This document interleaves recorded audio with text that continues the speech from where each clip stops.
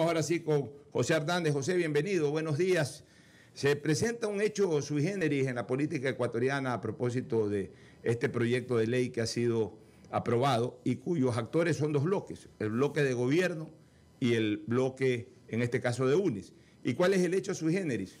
Que pocas veces yo recuerdo que los bloques, estos dos bloques que terminan siendo protagonistas de la aprobación de esta ley, se tienen que dedicar más a explicarle a sus propios electores la decisión que tomaron. En el caso del gobierno, no es ni la oposición la que fustiga en este momento, sino sus propios electores. Y en el caso del correísmo, no son los adversarios los que están fustigando su posición, sino más bien sus propios electores. Entonces es un tema bastante complejo tanto para el gobierno como para el correísmo. José, buenos días.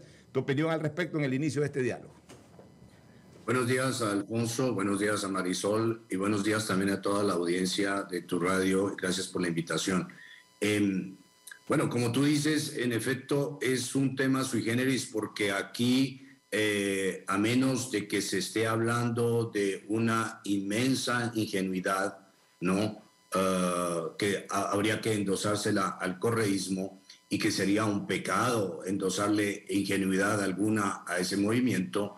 Bueno, al margen de endosar esa ingenuidad, pues lo que se entiende es que están negando un hecho real. Hubo un acuerdo para que ese bloque se abstuviera de no aprobar, no votar a favor de la moción para archivar el proyecto por parte de Pachacutic. Por ende, facilitó, por supuesto, lo que ocurrió ayer, es decir, que esto se publicara en el registro oficial. Y sí, ahí parte de los dos actores, pues la dificultad de explicar cómo así finalmente traspasaron de lado y lado una línea roja que, de todas formas, Alfonso, y tú lo recordarás, esto se había dado antes de que el presidente llegue. Había aquel acuerdo fallido entre el Partido Social Cristiano, UNES, y el presidente de la República. Así que tampoco es que esto sea un tema de alguna forma insólito. Ya había estado en la agenda de estos tres líderes políticos, así que simplemente ayer se dio un hecho, o el viernes se dio un hecho que, en alguna parte es un hecho que hay que endosarle a la lógica política del país. José, pero viendo los rubros de las facturas políticas para ambas organizaciones o para ambos sectores de la política, el gobierno y el correísmo, diera la impresión de que la factura más cara podría pagarla en su momento el gobierno, si es que obviamente, o salvo que con esta nueva ley verdaderamente se reactive la economía, que es lo que deseamos todos. Pero digamos que por lo menos de manera inmediata la factura parecería más cara para el gobierno que para el correísmo por una reflexión política. El electorado del correísmo no es un electorado muy preocupado por el tema de impuestos, por el tema del manejo económico del país.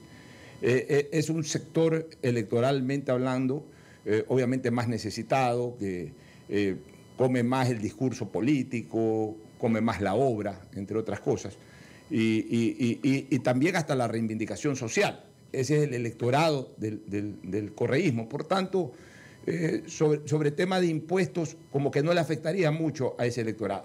En cambio, el electorado que apoyó al gobierno del presidente Lasso y que obviamente ideológicamente se identifica con el presidente Lasso, se siente hasta cierto punto sorprendido del hecho de más impuestos, de que tenga que pagar un poco más, acorde a lo que algunos analistas económicos están señalando, que no se esperaban en todo caso decisiones de carácter económico de esta naturaleza. Entonces, esa gente, o sea, el electorado que apoyó al presidente Lasso, sí siente un poco más esto que se ha decidido. Entonces, por ende, la factura política podría ser un poco más cara para el gobierno que para el correísmo. ¿Cuál es tu criterio? ¿Estamos más o menos en la misma línea o de repente tienes un criterio distinto?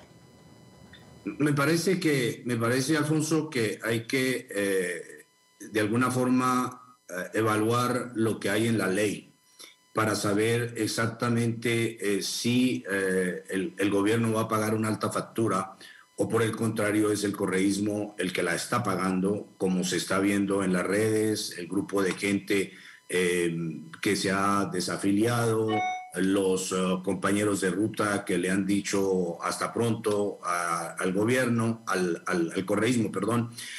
Habría que ver. Y me parece que uno, el grupo de gente que ha sido o que va a ser afectada por esta ley es absolutamente minoritario.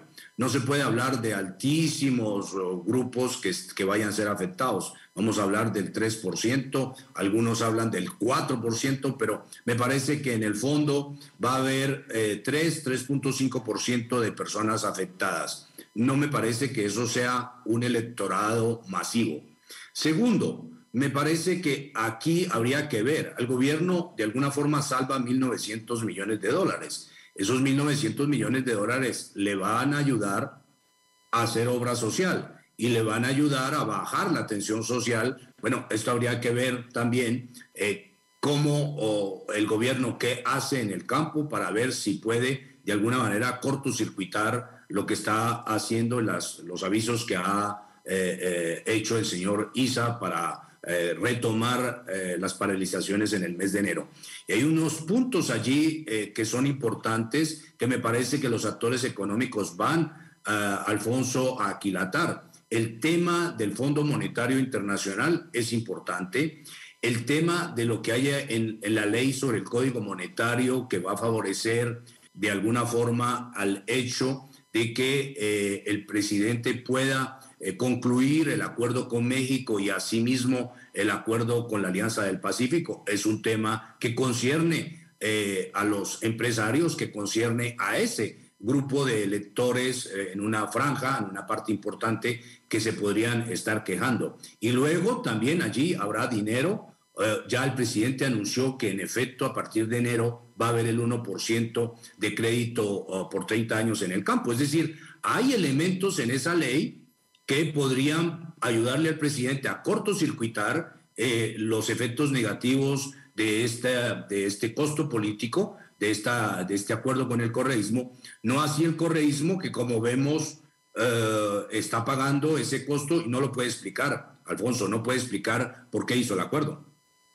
José Hernández, bienvenido a Punto de Orden. María Sol Pons le saluda. Con respecto a ese 3,5% que usted menciona, si bien a ese 3,5% se le hace un incremento del impuesto a la renta y también se le elimina la capacidad de deducir parte de su consumo anual en su declaración de impuestos, es decir, le va a quitar bolsillo para consumo, digamos que afrontar las cuentas personales del vivir, que es para lo que la gente trabaja, para luego dedicársela al gobierno. ¿Cómo seguramente se van a afrontar estas obligaciones? Pues el contribuyente se va a endeudar para pagarlo, porque tener un sueldo no significa realmente que tienes la liquidez para desembolsar entre un año y otro, digamos, de $100 a 900 o 1.500 y así según la tabla vaya progresando. Este efecto que se dice que solo sería para ese 3,5%, la teoría de los sectores de la producción es que afecta al ecosistema de inversión, de comercio y de generación de empleo, porque al redireccionar los recursos, entonces estos dejan de tener un efecto multiplicador por parte de la oferta y la demanda propia del comercio y se destinan al bolsillo del Estado, que no particularmente se distingue por ser eficiente o digamos o ser acucioso en el gasto de cada dólar que recibe. Con respecto de esto, y con esto aterrizo mi pregunta, el diario La Hora sacó ayer una noticia en el sentido de que el Estado pierde 1.500 millones de dólares en corrupción, que por cada $100 de compra, 25 se pierden en corrupción. ¿Cree usted, José, que el gobierno tiene que poner más acuciosidad, más acelerador en el tema de revertir este costo de la corrupción para que de alguna manera quienes van a pagar este impuesto, quienes van a dejar de poder consumir y pagar sus cuentas y van a tener que endeudarse para pagar este nuevo impuesto, sienta que el gobierno hace algo y es consecuente con las promesas de campaña? Sí, Marisol, a ver, ahí hay algunos temas en tu pregunta.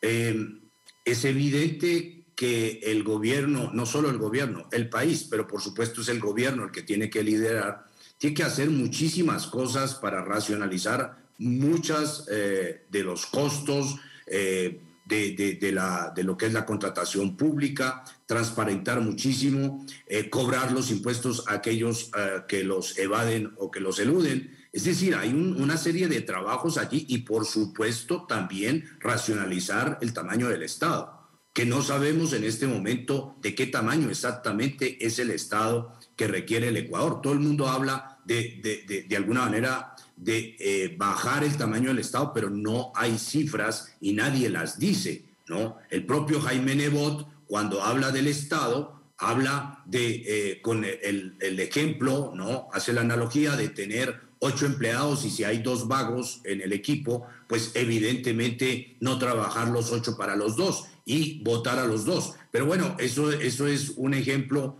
digamos, casi un lugar común, decirlo así, pero nadie se ha hecho el trabajo de decir qué y dónde el Estado tiene que de alguna manera poner racionalidad. Entonces, evidentemente que este es un gobierno que tiene que hacerlo. Todos los gobiernos deberían estar pensando en eso. Y hay algunas tareas allí pendientes. Ahora, el tema es que cuando los gobiernos llegan ahí, ¿no? Saben que podría haber empleados, mayor número, aumento de empleados, o por lo menos una cifra de empleados en el Estado, pero en muchos casos, ¿no? Durante el gobierno del presidente Moreno, por ejemplo, se sabía que había muchísimos empleados en la Cancillería. Y sabía el canciller y sabían todos que el correísmo había dejado muchísimos empleados allí. Pero cuando se les preguntaba cuándo los van a votar, no tenían las partidas para liquidarlos. Es decir, estamos trabajando en un estado absolutamente dramático en el cual una operación viene a cortocircuitarse porque no hay los elementos para poderla operar. Es decir, es muy complicado, pero sí, Marisol, habría que racionalizar. Por supuesto que hay que racionalizar pago de impuestos, que hay que poner a la gente, a los que no los pagan, a que los paguen, que el Estado no gaste donde no tiene que hacerlo, por supuesto, pero y también está el tema del dinero que se robaron, ¿no es cierto? Entonces, toda la gente dice 70,000 millones. Bueno, 70,000 millones, ¿dónde están los 70,000 millones? Hay muchas personas y en la Asamblea se oye ese discurso decir, hay 70,000 millones. Bueno, sí, eso es una cifra que no es exacta, que es un invento, de alguna manera es una ficción, pero algún dinero sí se robaron, miles de millones de dinero, o lo mal lo emplearon. Bueno, ¿dónde está ese dinero? ¿Cómo se cobra? Me parece, Marisol, que eso es una tarea estructural de la sociedad y del Estado, que tiene que, por supuesto, liderar el gobierno, pero que cuando el gobierno tiene que pagar las cuentas y los salarios de cada mes, termina viendo que esas tareas van a tomar mucho tiempo y termina siempre un poco en lo mismo, es metiendo la mano en el bolsillo de los contribuyentes. Ahora, José, redireccionando la conversión, pero hablando de lo mismo, y menciono su artículo de hoy en Diario Expreso, usted habla de los políticos con alma de pirata, y hace una aseveración que comparto en el sentido de que los bloques de asambleístas se lavan las manos y no admiten su corresponsabilidad en el tema de que lo que sucede en la Asamblea no solo compete al gobierno central, sino a cada una de las personas que se sienta ahí a votar. Cuéntenos un poquito esto de la corresponsabilidad y dónde ve usted la mayor lavada de manos. Marisol, en temas muy específicos de lo que tiene que hacer un gobierno que se convierte en rehén de esta dinámica social absolutamente, de esta dinámica política absolutamente absurda que hay en el país. Porque llega un gobierno y démonos cuenta que antes del día 70 para el presidente Lasso ya había voces y había grupos que querían votarlo. Entonces, estamos en una lógica en la cual los grupos de asambleístas, ¿no?, que públicamente hacen Estado, ¿no?, de que son gente muy ética, de que tienen un altísimo nivel de los principios, de que tienen una formación democrática impecable, de que están preocupados por la visión del Estado, de que están preocupados por las políticas sociales y de las políticas del Estado. Finalmente, lo que se ve es que debajo de la mesa lo que hacen es chantajes y extorsión contra los gobiernos de turno, no contra Guillermo Lasso, en general contra los gobiernos de turno. Y entonces los gobiernos, Marisol, se ven en esta disyuntiva shakespeariana absurda, si se quiere, de estar mirando dónde y cómo negocia lo más barato para el gobierno. Estamos en esa lógica. Es decir, que los gobiernos terminan planteándose la pregunta de qué les sale más barato, si negociar con los unos o negociar con los otros. Pero no es que no les salga caro, o sea, y que no haya corrupción de por medio. Entonces, ahí hay un tema, por supuesto, de corresponsabilidad con una lógica absolutamente desquiciante que hay, que es la lógica de esta alma de piratas, donde los grupos políticos negocian o retasear al Estado, en este caso, pidiendo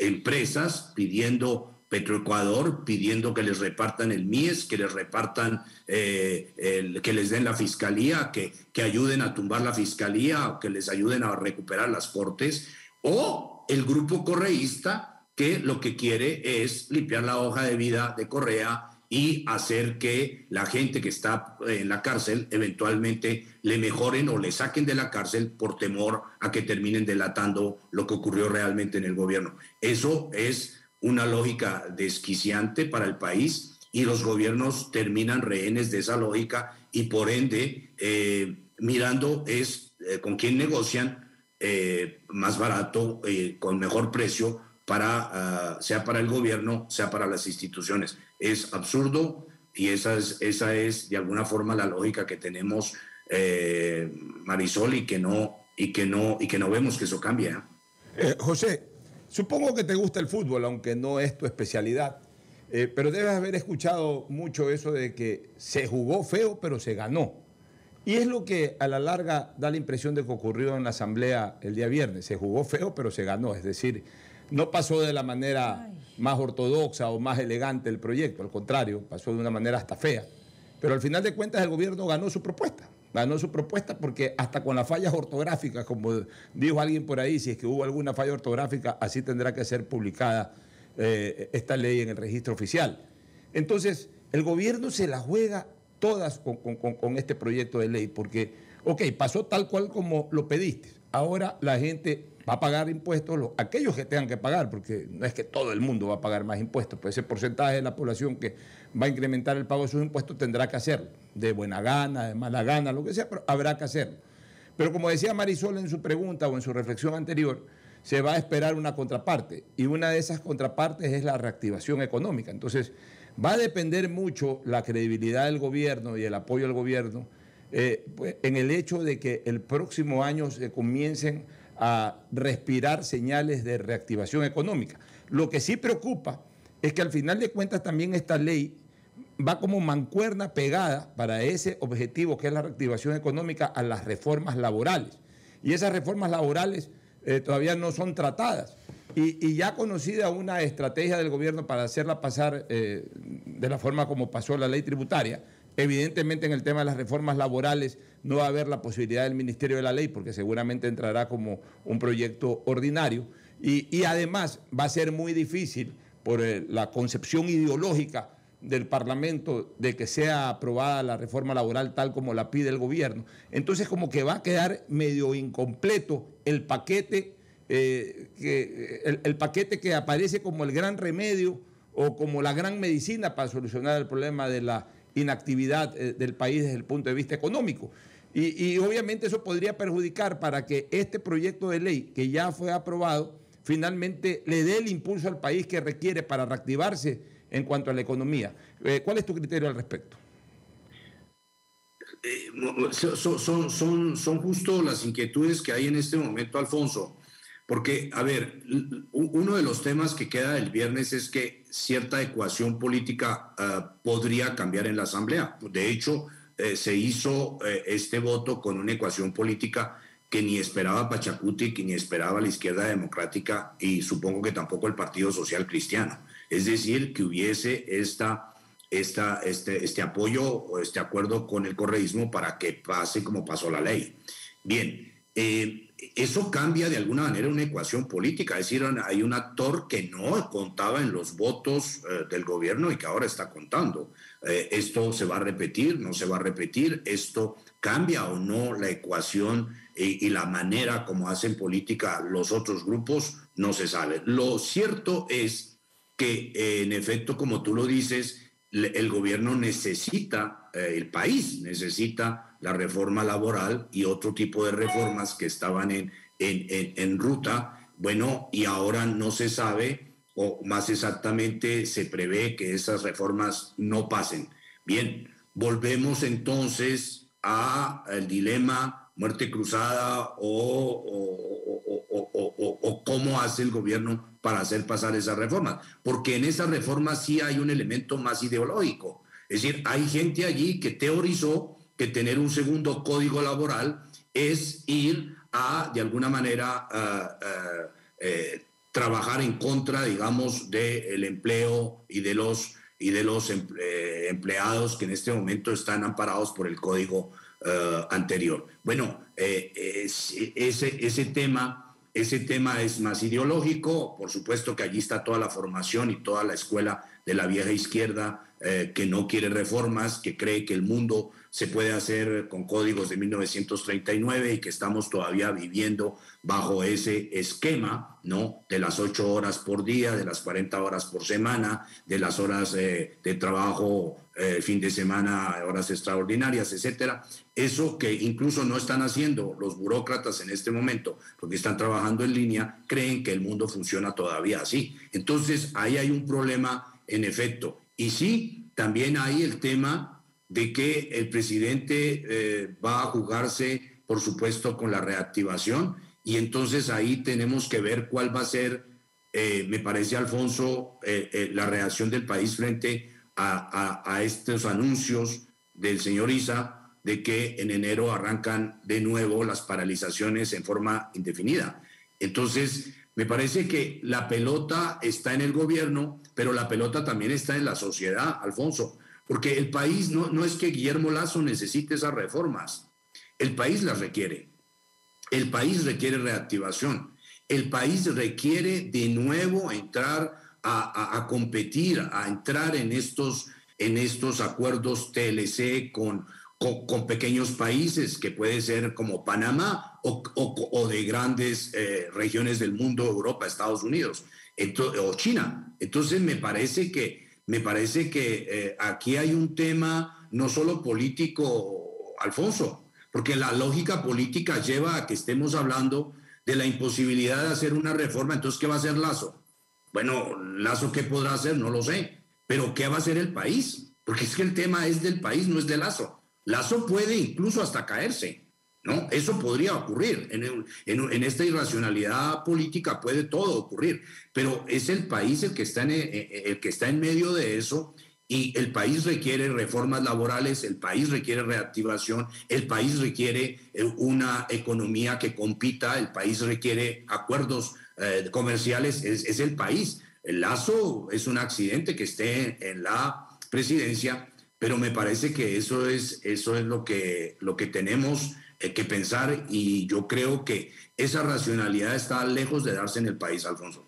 Muchas gracias, José. Muy clara tu exposición. No sé si María Sol tenga alguna otra inquietud o simplemente pues agradecemos a José por tus palabras, por tus conceptos. Y en cualquier momento te vamos a estar molestando porque realmente es muy importante para nosotros escuchar opiniones de personas muy versadas en esta materia. Un abrazo, José.